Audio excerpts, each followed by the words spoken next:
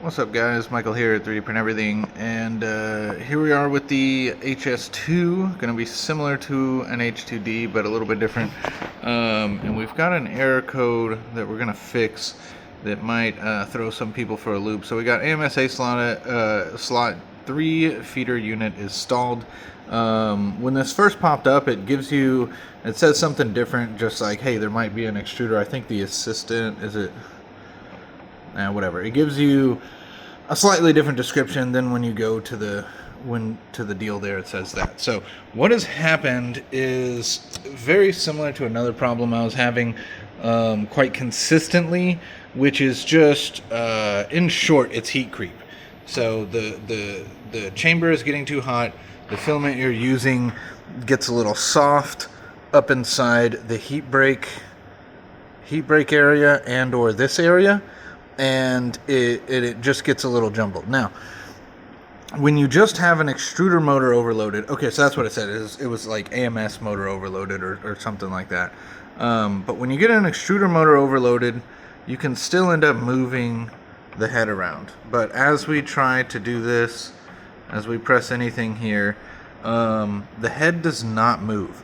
Now, we can hit resume on the screen and it'll try to do its thing and resume, but if the problem's not resolved, it's not going to do it. Now, I've already tried hitting resume twice. Sometimes it might actually fix it, but it doesn't. So what we're going to need in order to fix this is the small wrench, and you can take your cover off, and if you're quick to notice, I cut the end off of it there because I'm just testing things out and who cares.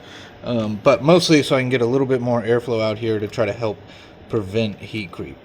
Because now that I have 20 of these in one room, the room does heat up more than I was expecting. Gets to the uncomfortable point of around 76 or more degrees, and that sucks. So I was testing what happens if I close the vent off, if I turn the cooling chamber off and take the chamber temp from 35 degrees Celsius, and it ends up getting up to around 50. And around 50 for several hours, the Elugo PETG rapid filament gets soft and then starts jamming very consistently. I think it was 3 or 4 machines that jammed about 3 times in a maybe a 5-hour period. And after I went to sleep and got up in the morning, like 13 out of 18 machines had jammed within about 30 minutes of them finishing, and that was annoying. So now that we've got that off, super easy. Let me zoom in here. You can see that filament is just a little janky. So what we're going to need to do here is, you see the little yellow thing back there? So that's our little, shoot, I forget the term, but, so I'm going to try to, let me see. I was going to try to unlock this little motor here, but it doesn't look like it's unlocking. So the goal is, wait. Is the filament out? Now I'm confused, because I thought there was filament in there, but there's not filament over here. But there is filament right now. I guess I don't see any filament in the tube there, so that filament is just stuck right there. Now I'm confused. This might not be as easy of a task as what I was initially thinking. Let's see if we can figure out what's going on here. And we'll learn together. So I'm going to try to set my phone up. My goal here is to take this off. Let me just take the glass off. Now, I'm going to push down on this, take that out. Yeah, so we've got no filament right there. Now, can I heat up the motor? The nozzle? No. So the nozzle doesn't even heat up, which is concerning, because when I fixed this before, the filament did not it didn't get cut and then pushed up. So what I'm trying to guess what possibly happened is it had an issue. It cut the filament, extracted it, and then got stuck right here, maybe, and it should have extracted this. So I'm just gonna poke around and see. Yeah, so I can't really move that at the moment. Let me just see what happens. I'm gonna take this down. I'm just gonna hit resume and see what happens.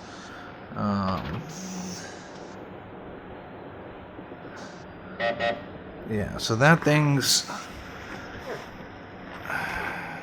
Yeah, this is the code I got, is unable to feed extruder. But... like... did it just switch to this roll and not go in? Now I'm confused. So I've had a handful... sorry for my terrible camera handling skills.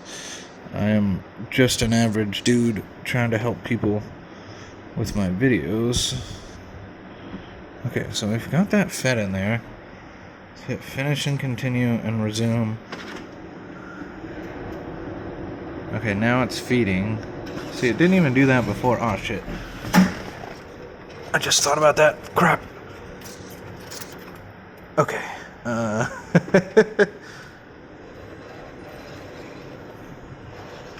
Okay. Interesting. So I fed it out. Luckily, it stopped and went back in. So let's see. Passed through that, went to there, pushed. Okay. Nozzle is heating up. Okay, shit. Pause.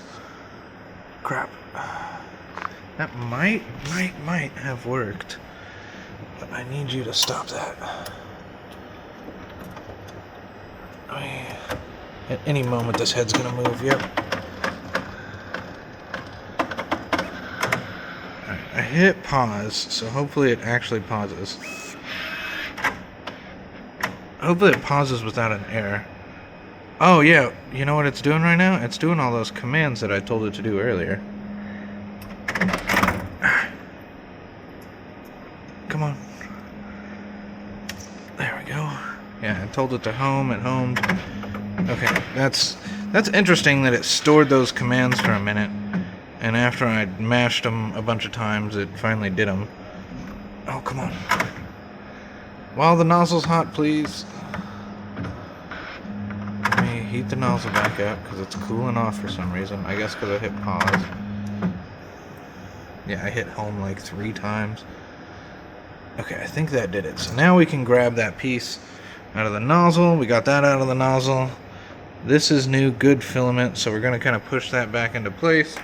And then we're just going to take this and shove that back in there. So I'm guessing at this particular case what happened is the end of the one roll of filament